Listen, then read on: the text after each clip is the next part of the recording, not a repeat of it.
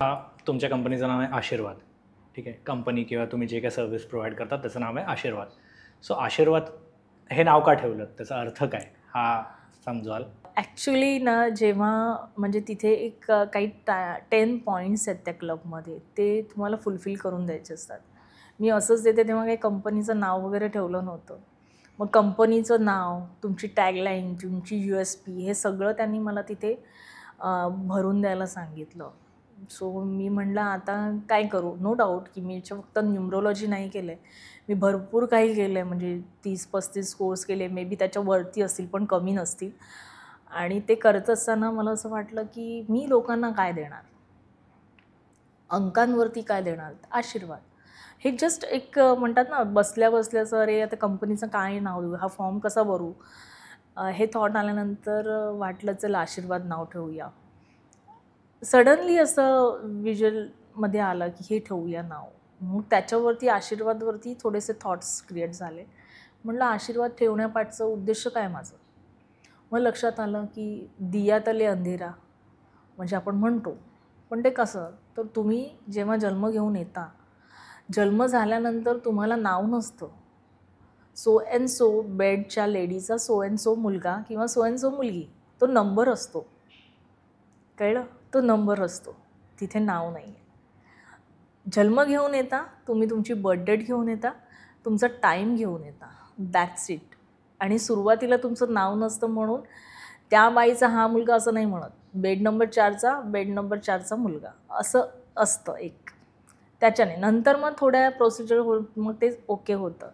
मग आपण काय करतो, आपले जे पण गुरुजी पंडित जे ज्यांना मानतो त्यांना आपण त्यांची बर्थ डेट आणि टाईम देतो. त्याच्यावरून ते राशी तुमचं नाव कसं ठेवणार ते सांगतात. मग ते आपण ठेवतो. मग त्या नावाने तुम्ही ओळखले जातात.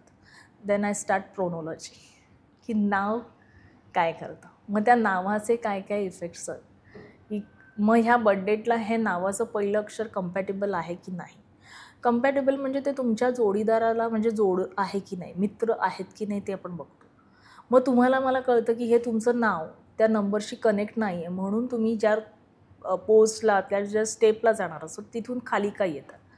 खूप वेळा म्हणतात ना की बघ सेम टाईमला लोक जन्म घेतात, पण प्रत्येकाचं करिअर वेगवेगळं असतं ना. मग ह्याच्या पाठची कारणं काय, खूप काही मोठा तो वास्ट विषय आहे. पण त्याच्यावरती मी सर्च केलं तर मला कळलं की मी त्यांना त्यांच्या बर्थ डेटचे आशीर्वाद देऊ शकते. म्हणून आशीर्वाद हे मी नाव डन केलं, लिहून टाकलं. परत विषयाला टॅगलाईन. म्हणलं आता टॅगलाईन काय ठेवायची. मग असंच लक्षात आलं की प्रत्येक नंबर बोलतात. 1 नंबर म्हणतो मी असा आहे, 2 म्हणतो मी असा, 3 असा. म्हणलं हां यार, अंक बी बोलते हैं. सो माझा कझिन होता पारस, त्याला म्हणलं अरे कसं वाटतं रे अंक बी बोलते हे ऐकायला. म्हणतो काय म्हणालीस, परत बोल. म्हणलं अंक बी बोलते हे साऊंड तुला कसं वाटतं. म्हणतो छान आहे दीदी, कूल आहे. सो म्हणलं डन. मग आता माझी टॅगलाईन अंक बी बोलते हे झालं. परत तिसरा क्वेश्चन आला, USP काय करायची. USPमध्ये मला लक्षात आलं मी आता ह्यांना काय सांगणार, म्हणजे काय देऊ म्हणजे. मग तिथे लक्षात आलं की आपण आपल्या लाईफमध्ये जीवनामध्ये थोडाफार तरी चेंज केला ना तरी तुम्हाला खूप काही मिळतं सक्सेस. तिथे 1 रुपयाही खर्च करायची गरज नाही आहे, पण आपण ते सोडून दिलं आणि म्हणून आपण पाठी पडतो. म्हणून माझं USP ठेवलं, तुमच्या दैनंदिन जीवनामध्ये थोडाफार बदल करून तुम्ही तुमचं यश प्राप्त करू शकता. सो अशा प्रकारे त्या आशीर्वादची स्टोरी झाली, कसे अंक बोलतात, कसे सिग्नेचर बोलतात. आणि जेव्हा पण माझे क्लायंट्स येतात त्यांना मी उदाहरणं देते तेव्हा ते पटतात त्यांना, की म्हणतात यार तुझ्याशी बोलताना असं वाटतं उठूच नाही.